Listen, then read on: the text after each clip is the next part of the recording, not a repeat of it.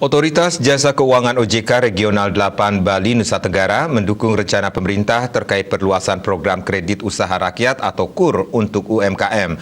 Salah satunya menambah plafon program KUR tanpa jaminan dari Rp50 juta menjadi Rp100 juta. Mungkin tidaknya bank menyalurkan KUR tanpa jaminan hingga Rp100 juta. Kepala OJK Regional 8 Bali Nusra Giri Tribroto mengatakan kredit tanpa agunan bisa saja dilakukan sepanjang bank melihat kemampuan dan kelayakan calon debitur.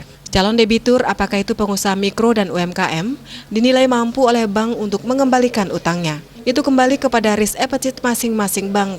Untuk realisasi KUR di Bali periode Februari 2021 mencapai Rp1,10 triliun dengan target penyaluran KUR 2021 mencapai Rp7,12 triliun. Itu berarti baru terrealisasi 15,50%. Sektor yang mendominasi penyaluran KUR di Bali hingga Februari 2021 yaitu perdagangan besar dan eceran mencapai 39,57%. Selanjutnya pertanian 18,24%, industri pengolahan 15,55%, dan akomodasi makanan dan minum 9,58%.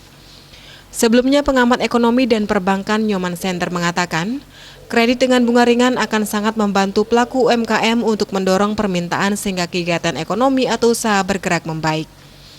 Ia pun menilai adanya kebijakan tanpa jaminan tentu perlu diperhatikan secara khusus, sebab saat keadaan normal, peraturan perundangan tentang bank masih mensyaratkan adanya jaminan, seperti jaminan pokok yaitu objek yang dibiayai dan jaminan tambahan berupa rumah atau tanah, atau aset-aset lain yang secara hukum bisa diikat. Bisnis Bali melaporkan.